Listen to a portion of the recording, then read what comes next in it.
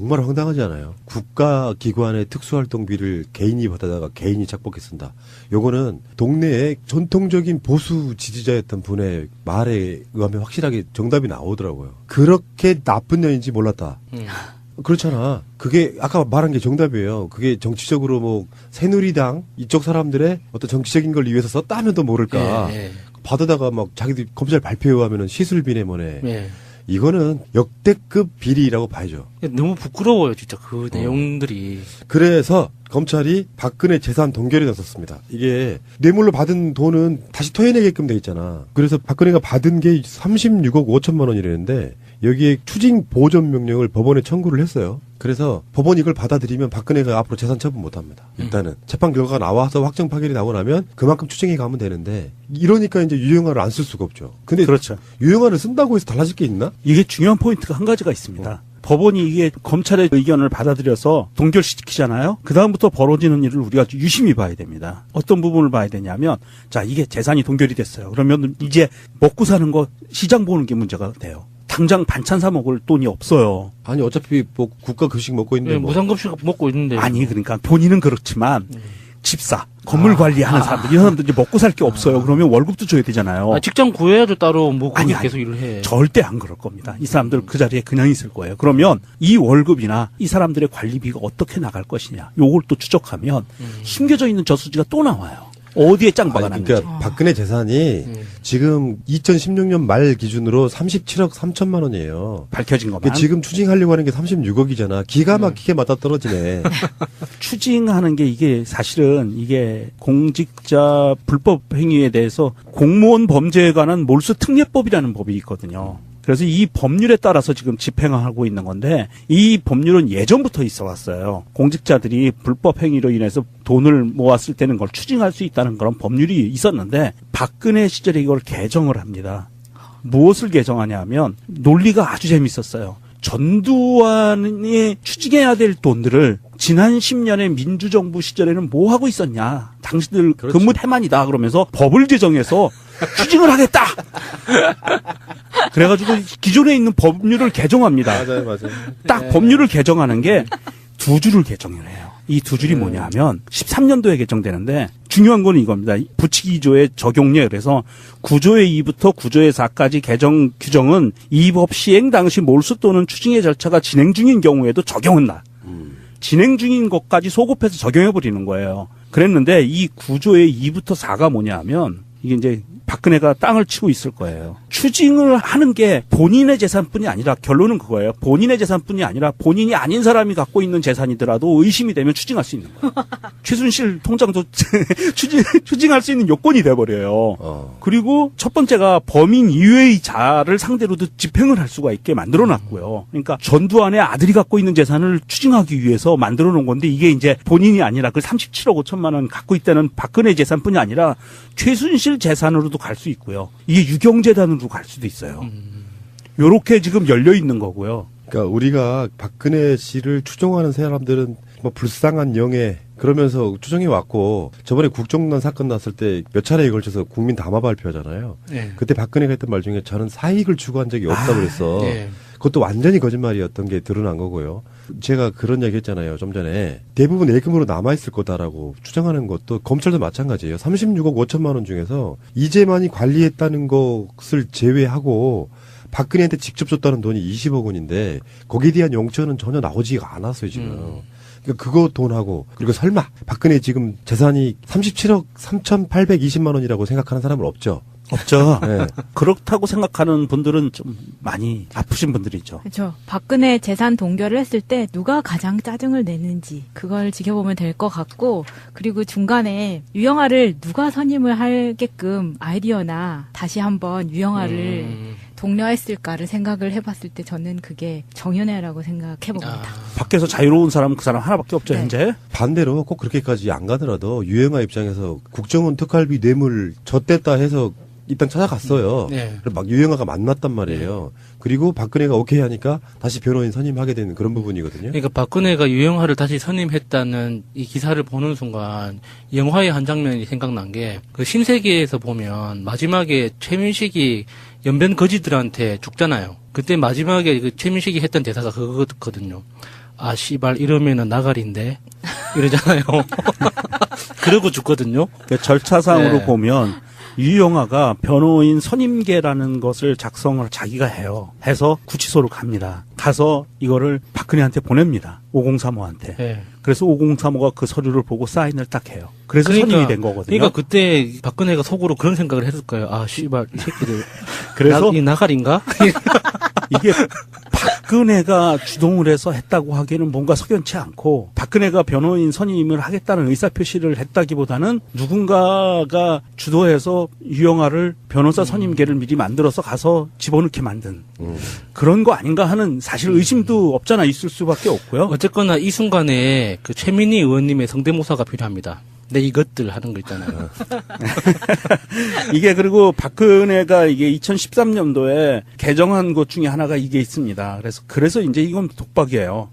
특정 공무원 범죄에 관한 몰수 추징의 시효는 형법 제78조에도 불구하고 짧거든요. 불구하고 10년으로 한다. 딱 못 박아 버렸어요. 지금 추징 보전 신청한 게요. 박근혜만 아니고 최순실한테도 지금 77억 9천만 원. 그게 법원에 신청을 했는데 법원이 그걸 받아들였습니다. 아, 그러면 이건 뭐 최순실 것뿐이 아니라 정유라 것도 다 내놔야 되고 이건 이제 뭐 최근에 그거 보도 보셨어요? 최순실이 정유라가 재산을 마음대로 처분 못하게 하는 신청을 내놨어. 네, 다 처분 신청했죠. 예. 참. 이게 그 사람들은 정말 철저히 이익으로 뭉친 집단이다. 돈을 보고 뭉친 집단이다라는 게 이게 백일하에 드러나는 거예요. 딸한테 안 주려다가 국가에 귀속되게 생겼네요. 보면 박근혜는 지금 재판을 보이콧하고 있는 입장인데 재판에 아예 출석을 안 해요. 그런 상황인데 유영아를 선임해서 재판에 성실히 임하려는 자세를 보이는 것을 보면 돈이 아니면 움직이지 않는 세력들인 거예요. 이 사람들은 정말. 그래서 이 사람들의 생명을 끊는 방법은 하나, 돈을 잡으면 된다. 지금 최순실이 25년 받았죠. 네. 그 정청래 의원에 의하면 10년 정도 깎여서 15년 정도라고 하면 지금 최순실이 60대 초중반 정도 됐잖아요. 그러면 15년 정도를 만약에 살고 나오면 70 후반? 70대 후반 정도. 그 최순실이 그랬다 그랬죠. 감옥에서 죽으라는 소리냐 뭐 이렇게 했다고. 안 죽어요. 요즘 얼마나 어르신들 건강한데요. 그러면 밥도 잘 나오거든. 정기적으로 운동도 시켜주고 그럼. 소식도 시켜주고 얼마나 슬기로운 좋아요. 감방 생활. 이분들이 뭘 모르시네. 그렇게 자유롭게 권력 누리던 사람들이 갇히면 미쳐요. 우라병 생긴다고. 아, 그래도 사람은 적응의 동물이어서 다 이렇게 밥 따라가게 돼 있어요. 재영이 보세요. 적응 잘하고 있잖아요. 얼굴빛 좋아졌어요. 사극을 보면 나오는 용어 있잖아요. 옥사. 예. 아이, 그때는 두둥겨 팼으니까. 그리고 한 가지가 놓쳤던 게 있는데, 이게 이제 우리가 유기징역형은 30년까지만 한다 그랬잖아요. 그리고 나머지는 무기라고. 근데 이게 판사가 늘릴 수가 있대요. 미국처럼. 예, 우리나라도 150년 법률상으로 120년까지는 안 되고 이 30년형을 만약에 구형을 했어요. 검사가 판사가 봐서 죄질이 악독해. 그리고 30년을 받을 수 있는 죄질이야. 그리고 이게 여러 가지 범죄가 경합되어 있잖아요. 그 중에 가장 중요한 뇌물죄가 30년이야. 그리고선 판사가 판단을 하면 이거에 1.5배까지 늘릴 수 있대요. 그래서 45년형까지 때릴 수 있다고 그러더라고요. 45년형은 너무 최대. 심한 것 같으니까 최대 45년. 30년까지만 하셔. 그 최순실이 그걸 다 마치고 나오면은 정유라가 지금의 최순실 나이가 돼 있겠네요. 그러네. 아이 참. 자, 어쨌건 박근혜 씨가 지금 급하긴 급했고요. 모든 걸 다 정치 보복으로 몰아가고 국정농단은 최순실이 한 거지 내가 한 게 아니다 쪽으로 논리를 만들어 가다가 지금 이제 제대로 걸린 것 같고요. 웃기지 않아요? 뭐 노회찬 의원의 이야기도 있는데 어떤 사안에 대해서는 아프다고 안 나오는데 어떤 사안은 안 아프니까 나가야 되고 그래서 사안마다 아파야 되는 그 정리가 좀 달라지는 부분. 아이 참. 자, 다음에 홍준표 이야기를 잠깐만 할게요. 나 놀라운 사람 발견했어요. 대구 북극을 당협위원장에 지원을 했대요. 홍준표가. 아, 진짜 뻔뻔. 진짜 어떻게 안 부끄러운가 몰라요, 진짜 이거. 셀프로 안 거잖아요, 이게. 그런데 홍준표는 지금 나는 국회의원 나가려고 하는 게 아니고 그냥 당협위원장만 신청한 거다. 그게 더 웃겨. 그래서 그거 아니에요. 결혼은 하는데 자진 않겠다. 손만 잡고 자겠다? 하지만 아이는 낳을 거야.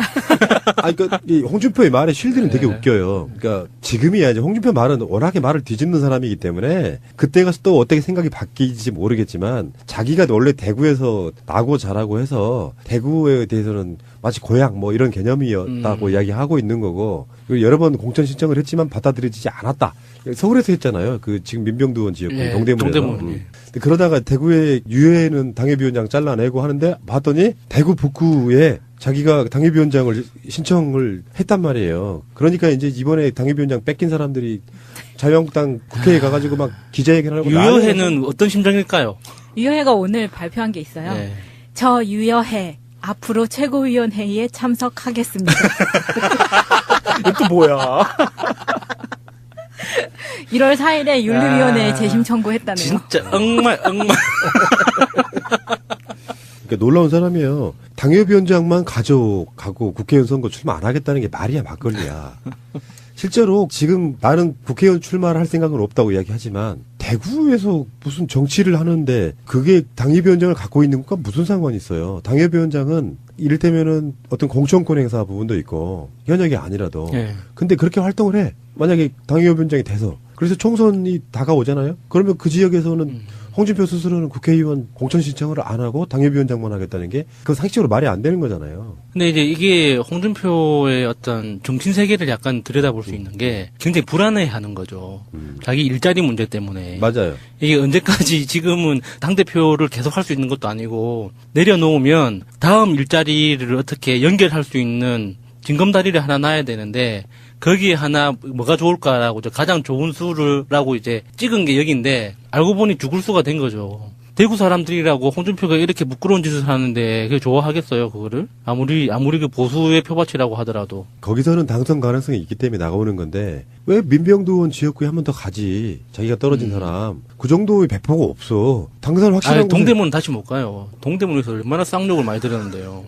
제가 홍준표가 동대문 지역구 의원을 할 때 그 지역 주민이었거든요. 아하. 그래서 홍준표 이야기를 많이 들었어요. 선거할 때. 민병두 의원이 당선되던 그 동구에서 그 동네 사람들한테 홍준표 욕 정말 많이 들었습니다. 입에 담지도 못할 막 그런 이야기들을. 그러니까 말과 입이 다르다 그럴까요? 실제로 우리가 그런 이야기 했었잖아요. 안철수 부산시장 나가라. 뭐 이런 식으로 뭔가 적진이라고 느껴지는 곳에 가서 지더라도 가서 싸워라. 예. 그러면 그게 당대표들이잖아. 안철수도 그렇고 홍준표도 그렇고. 그러면 그게 주는 파급 효과가 있단 말이에요. 예전에 어떤 국회의원 장영달 국회의원인가 하는 분이 그때 그랬던 기억이 나는데 경상남도 어디에 정말 한 번도 가본 적이 없는 곳에 공천 신청해서 출마하고 그런 걸 제가 본 적이 있거든요.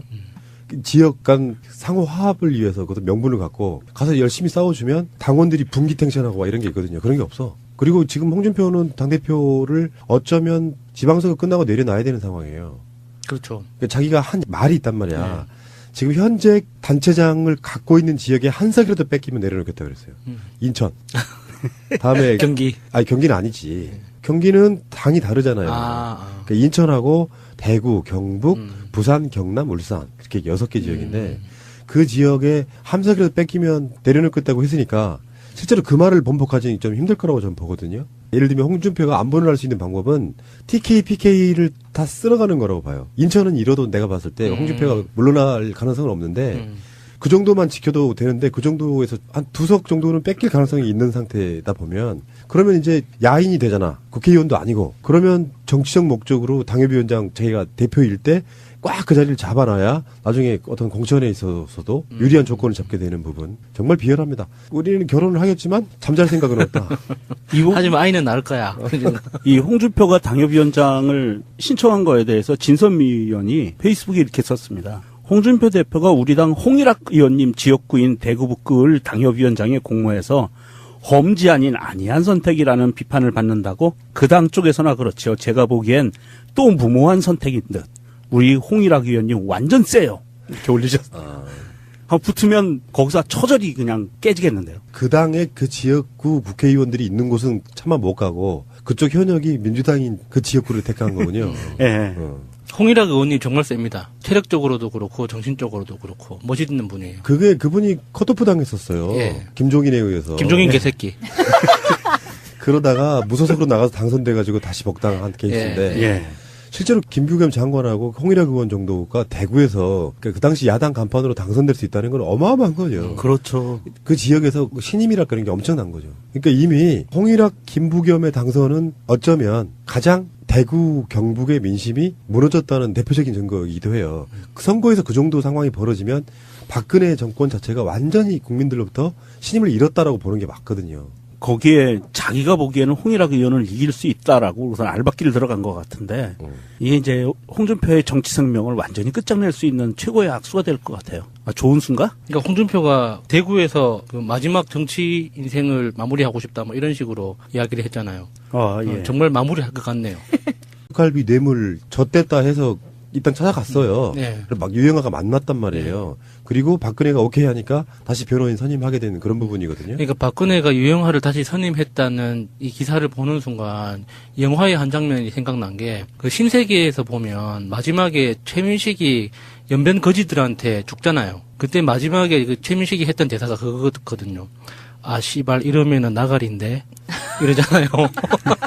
그러고 죽거든요. 그러니까 절차상으로 네. 보면 유영아가 변호인 선임계라는 것을 작성을 자기가 해요. 해서 구치소로 갑니다. 가서 이거를 박근혜한테 보냅니다. 5035한테. 네. 그래서 5035가 그 서류를 보고 사인을 딱 해요. 그래서 선임이 된 거거든요. 그러니까 그때 박근혜가 속으로 그런 생각을 했을 거예요. 아 씨발 이 새끼들. 그래서 이 나가리인가? 이게 박근혜가 주동을 해서 했다고 하기에는 뭔가 석연치 않고 박근혜가 변호인 선임을 하겠다는 의사표시를 했다기보다는 누군가가 주도해서 유영아를 변호사 선임계를 미리 만들어서 가서 집어넣게 만든 그런 거 아닌가 하는 사실 의심도 없잖아 있을 수밖에 없고요. 어쨌거나 이 순간에 그 최민희 의원님의 성대모사가 필요합니다. 네, 이것들 하는 거 있잖아요. 이게 그리고 박근혜가 이게 2013년도에 개정한 것 중에 하나가 이게 있습니다. 그래서 이제 이건 독박이에요. 특정 공무원 범죄에 관한 몰수 추징의 시효는 형법 제78조에도 불구하고 짧거든요. 불구하고 10년으로. 정말 황당하지 않아요? 국가기관의 특수활동비를 개인이 받아다가 개인이 착복해 쓴다. 요거는 동네에 전통적인 보수 지지자였던 분의 말에 의하면 확실하게 정답이 나오더라고요. 그렇게 나쁜 년인지 몰랐다.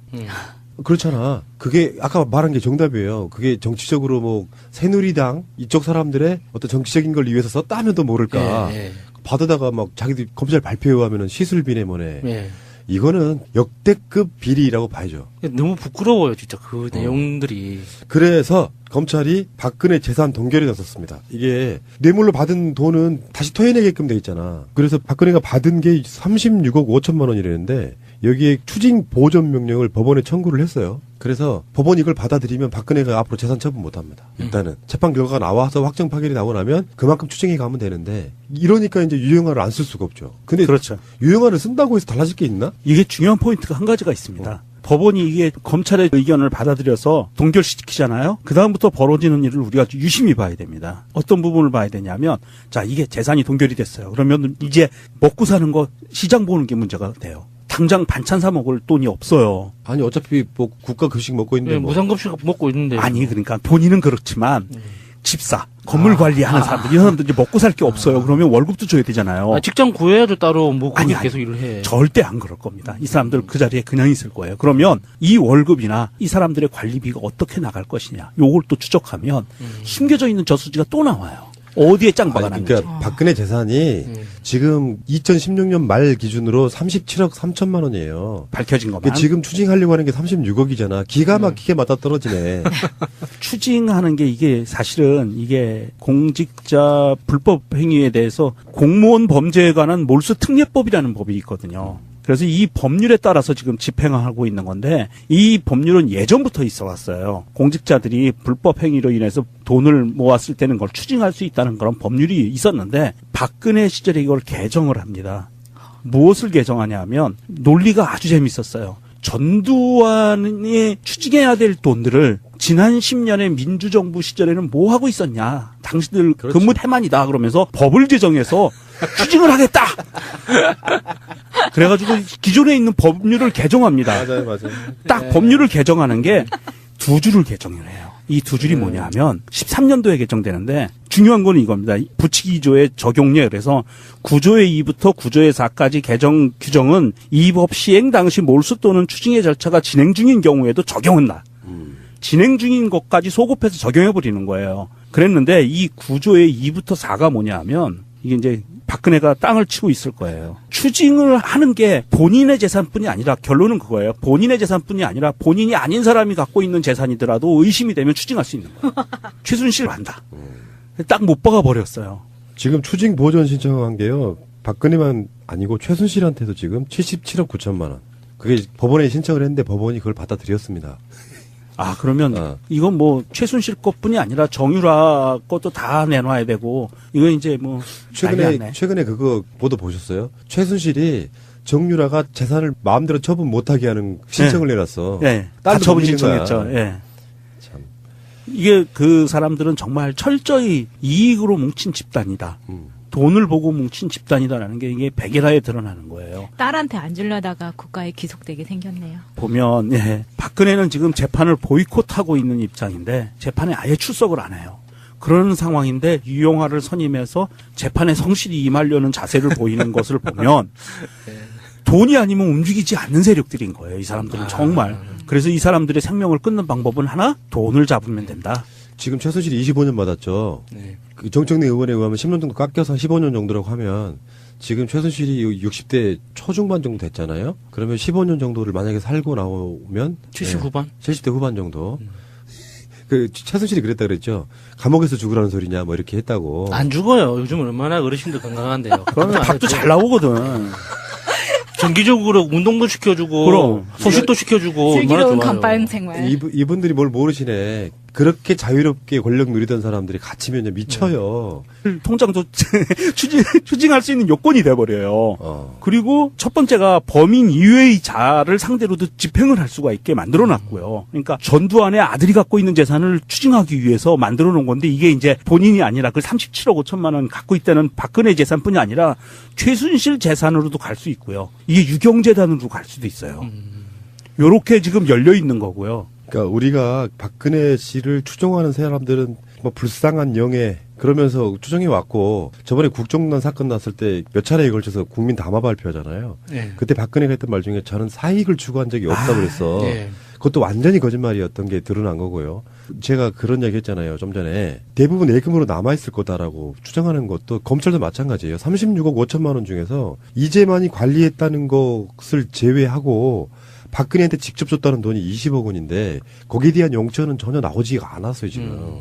그러니까 그거 돈하고 그리고 설마 박근혜 지금 재산이 37억 3,820만 원이라고 생각하는 사람은 없죠. 없죠. 네. 그렇다고 생각하는 분들은 좀 많이 아프신 분들이죠. 그렇죠. 박근혜 재산 동결을 했을 때 누가 가장 짜증을 내는지 그걸 지켜보면 될 것 같고 그리고 중간에 유영아를 누가 선임을 하게끔 아이디어나 다시 한번 유영아를 독려했을까를 생각을 해봤을 때 저는 그게 정윤회라고 생각해봅니다.